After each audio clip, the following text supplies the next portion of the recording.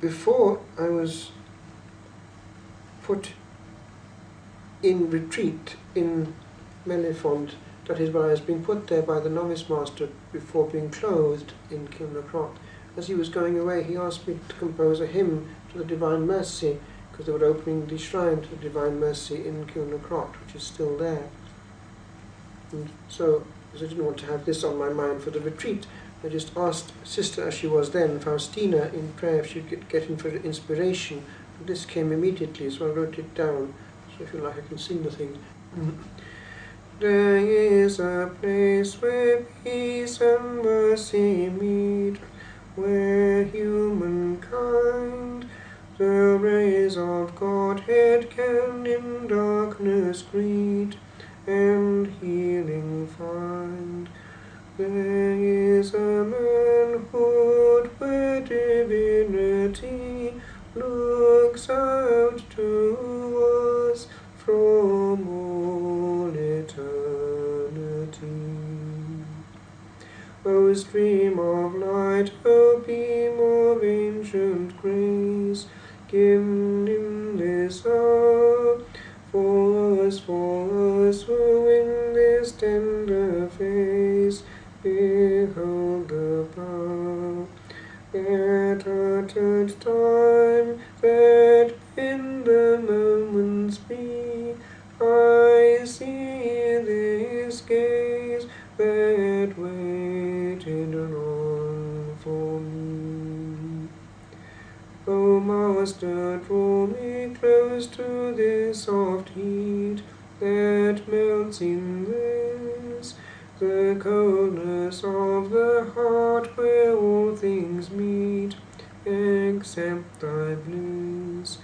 And in a smile bid me a while drink deep, here where there is a place for those who weep.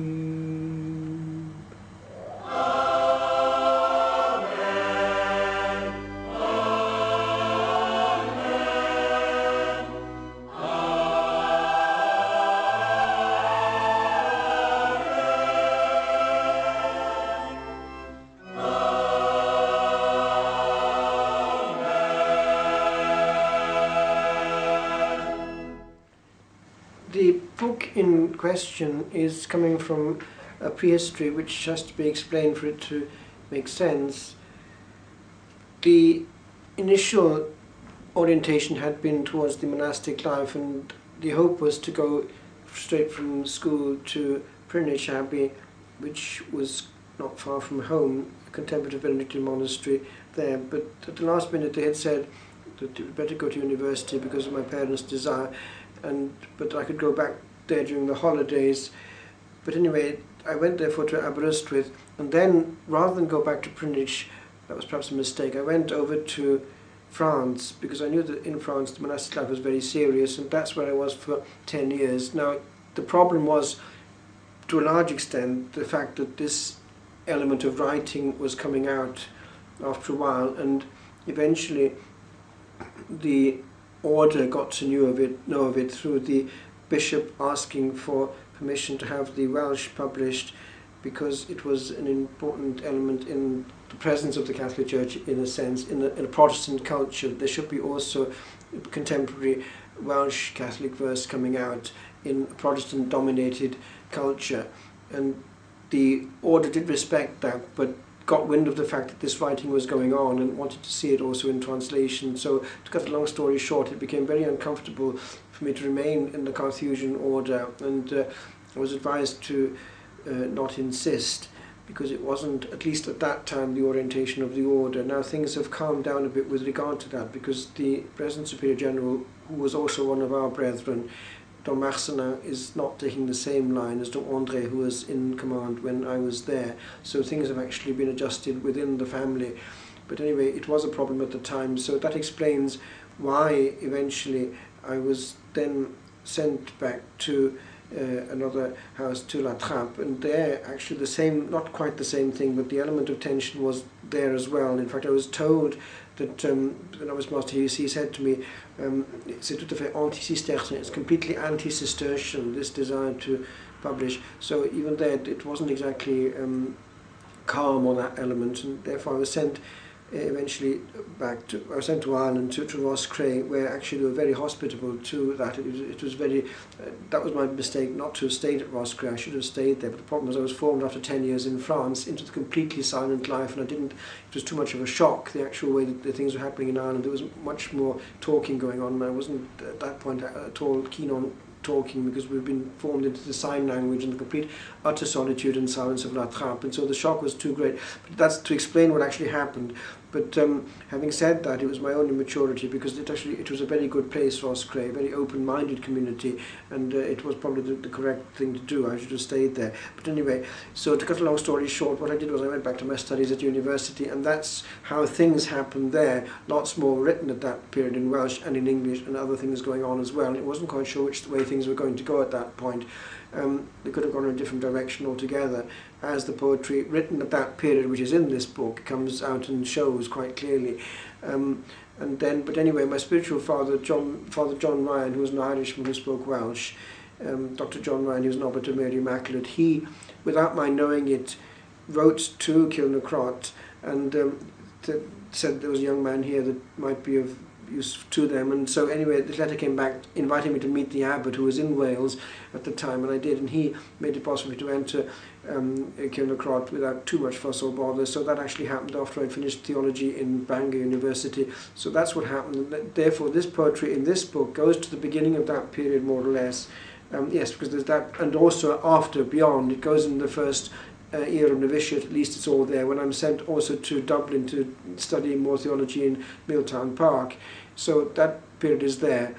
And it finishes at that time there during the formation period at Kilnacrot. It doesn't go further because the other volumes cover before and after. So that's the period covered by it. Pictures are important.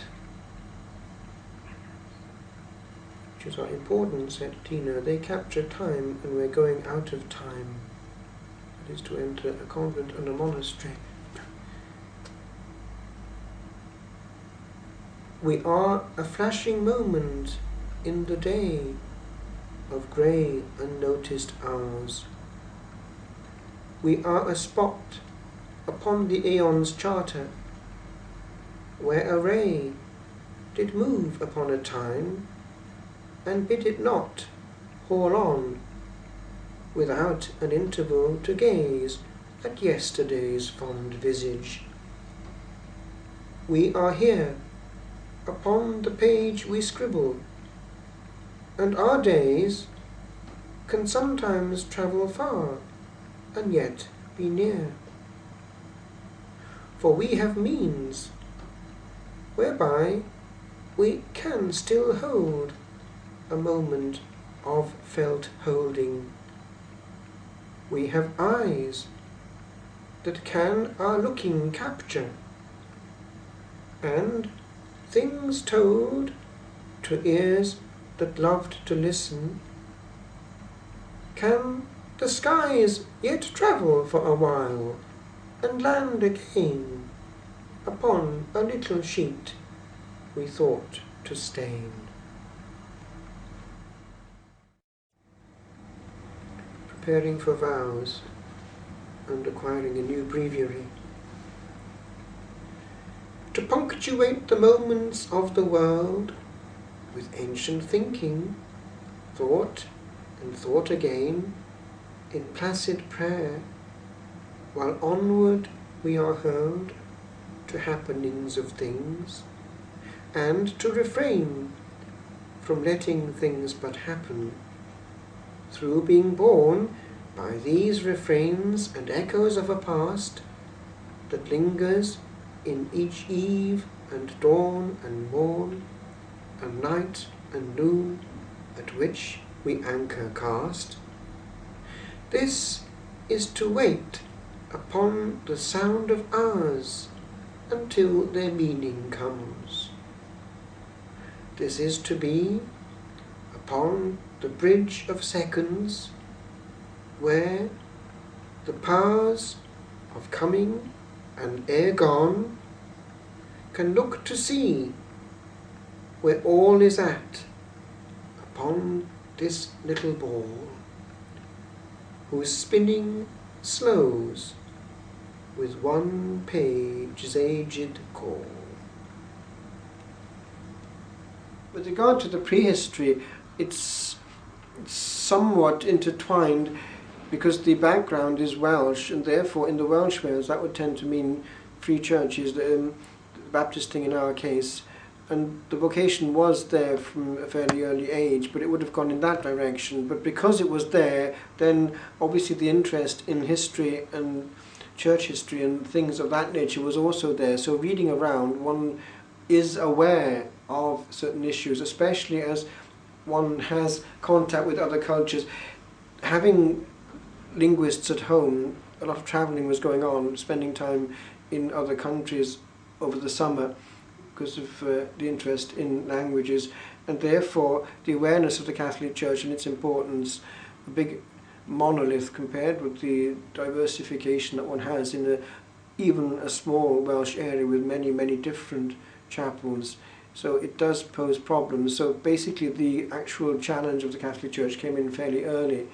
And even though baptism happened at the age of 13, because one has to ask for it with the Baptist system there, it happens by total immersion, nevertheless already at 14, 15 the turning in the direction of the Catholic Church was already there, and at 15 it was already there clearly. And so the question of what to do about it was a bit difficult, being underage. And so anyway, the bishop who eventually confirmed me, who's still alive, Bishop Mullins, who eventually was the one who wrote to have the Welsh material published there to the Welsh Chapters. But anyway, he made it possible for me to be received into the Catholic Church underage. He got my parents as well.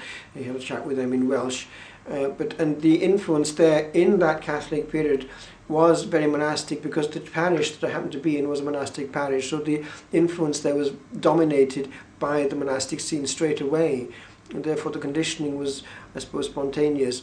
There were 6 or 7 Benedictines there looking after our parish, and in Cardiff they were chanting away the office, and they had the habit. It was very moving. And then one day Dom Lawrence, who was instructing me, he said, "Well, I've been talking to Dom Kevin, and we think it would be a good idea to spend the Easter period there at our monastery. Go to our forth. We can help you to get there economically, don't worry about that. But go out there, meet the abbot, and see a bit of Benedictine splendour." So anyway, off I went up to the monastery, and of course that was quite moving. And so the novice master took care of me, and he's died now, but he was good to me.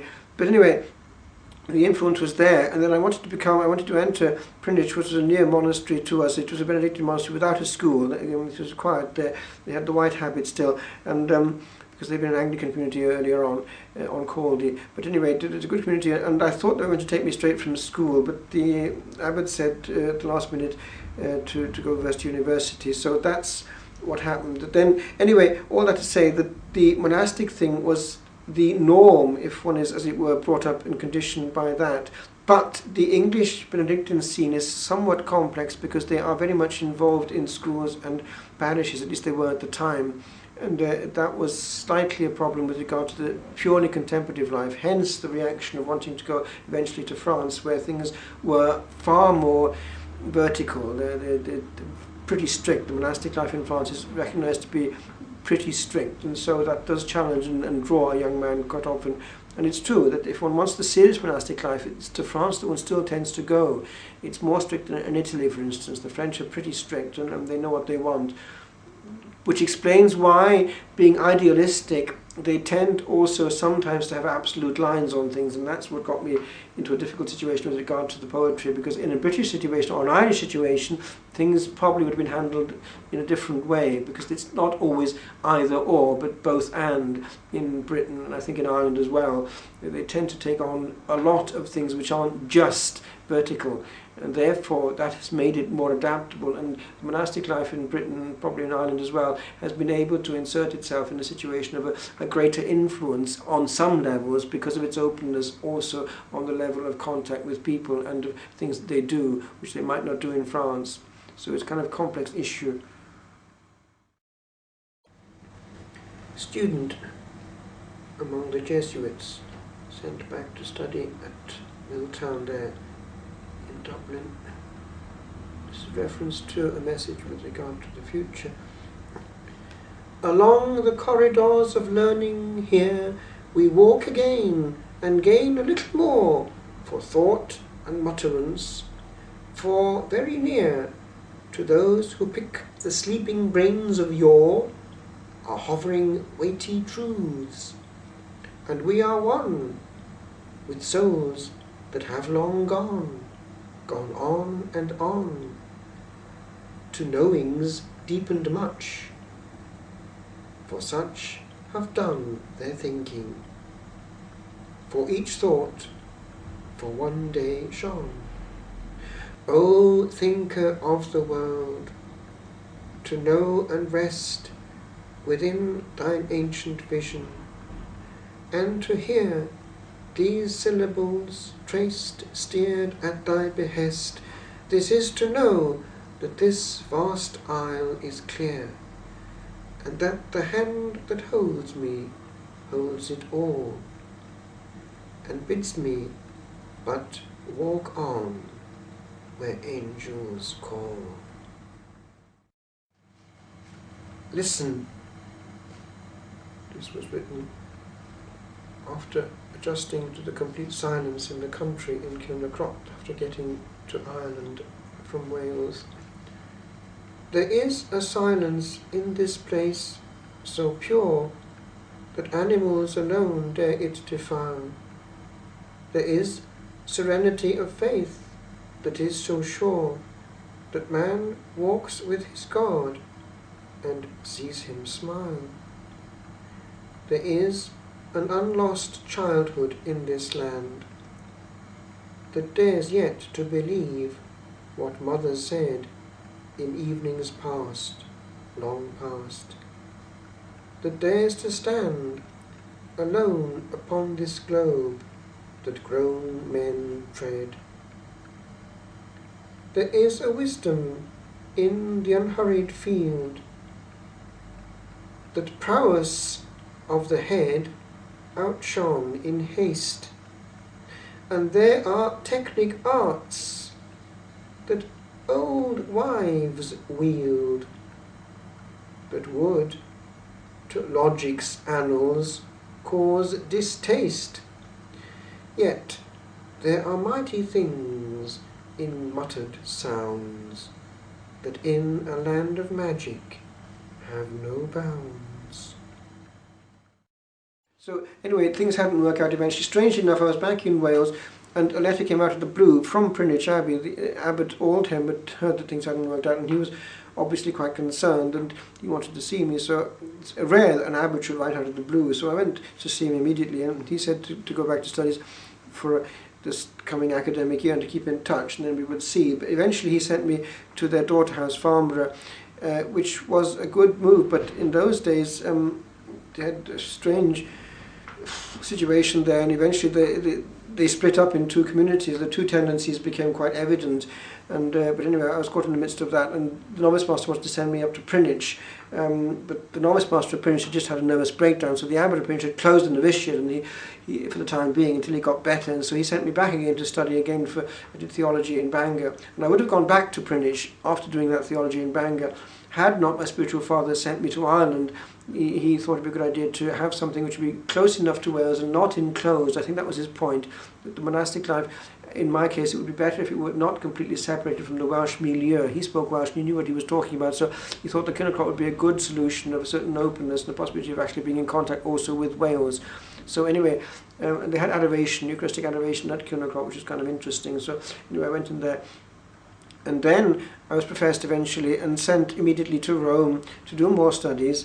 And there I was quite happy in Rome. But then when I was out in Rome, we had this business of the Brendan Smith affair all blew up when I was out in Rome, and so I went to see Cardinal Daly when he was there in the Irish College one day, and he knew all about it. He knew far more than I did. He was very well informed, and his advice was to stay out there in Rome as long as possible, out of the explosion. And so anyway, I was ordained eventually in Italy, and I stayed out in Italy, but that had not been my intention when I went out to Rome. I was ordained and I was useful to them near Rome there in the monastery of Sant'Antimo. I was able to be novice master and guest master there for them when I finished my studies, because after ordination there at the cathedral in Siena, I was sent back immediately to Rome to finish what had been the optic initially to do the whole doctorate. I'd stopped after the license, so the doctorate was done. And then when I came back to the monastery permanently in Italy, I was able to be useful to them with the studies done, to give lectures then to the others. So that's what happened. And then when I was taken off being novice master eventually, I thought maybe it would be possible to come back to Ireland, because otherwise they were taking on lots of new parish areas, and I wasn't too happy about that. At least a big sector of parish work was coming in, which I wasn't too happy about. It was dominating the scene, and that wasn't my desire. At least either or, one can be in a parish but not also handle the monastic life as well. If you want to be in a parish, do as the other Norbertines do, live in the parish as satellites of the monastery, whereas they wanted to combine both, and that's heavy going. If you have to travel dangerous roads and get back in time for Vespers every day, it's difficult and it's dangerous out in the country, always rushing against the clock, so it's a very heavy life. The other monasteries handle it in a different way. But anyway, I wasn't happy about that situation, and I asked the Bishop of Meath if he would take me back there as a hermit, and he did, so that's how I ended up back in Ireland. So anyway, that was Providence. And in the meantime, unfortunately, the monastery hasn't done terribly well. They're in quite serious difficulty right now. I'm not quite sure what the future is going to be. They're becoming too oriented towards things active, and it's weakened the monastic life considerably there in the community. So I'm not quite sure what's going to happen in the long run. They were supposed to go into the pre-modern detention order like the other houses this last year, but it didn't happen. I think it was felt that it wasn't ready.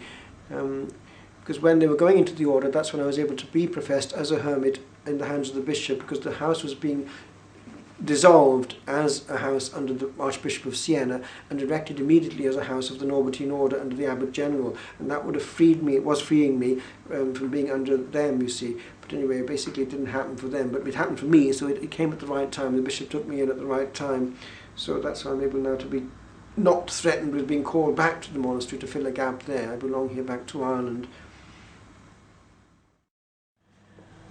Priesthood. To be all thine, my God, to be all thine, and to stand where the feet of thine have stood, since Christendom, with ancient wording fine, first set apart the race that hath withstood the turnings of a world, to hold the hand that holds the all of all. 'Twould be the blessed and hallowed holding of empowered command that ne'er an angel held at his behest. 'Twould be, my Lord, a little thing for thee to whisper for a whisper, for herein, within a little nod, rocks all to be or not to be, set loose by one sound's din. Yet I know that were I given a word, a melody of mercy could be heard.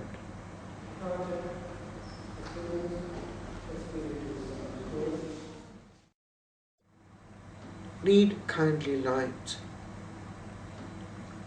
When knowledge there is not of what shall be, and certainty evades the peering eye, when morrows hang unclad, and all we see is trouble in a very troubled sky, then there is but a song, a little plaint, that bore a heart's full weight at this same spot, before at oft a pain. Nay, 2 hearts faint, once cast upon this strain their common lot. O Master of the pen, hold out thy hand, and lead this lost stray child, lead me on, to where thy 2 great feet were led to stand, upon that will wherein alone light shone. For I know not the way, and can but take a little step, lest I some huge plunge make.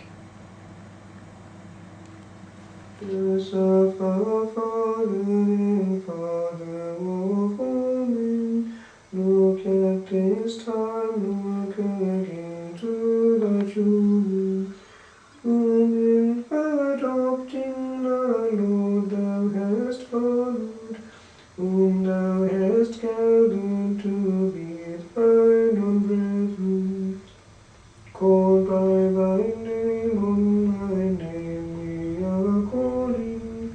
Thy charge we ask, see the perils befalling. This house that shields neath the strength of thy wisdom, this child that seldom finds help in his falling.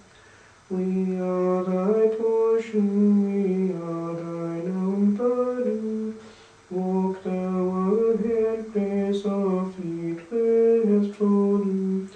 Thine unheard and unnoticed come guiding, thy path of hiding where secrets lie hidden. For thou art unknown and wast thus in thy living, none but one will be saw in thy giving. And 'tis the obscure way that we too would follow, if small eyes had a deepest mind.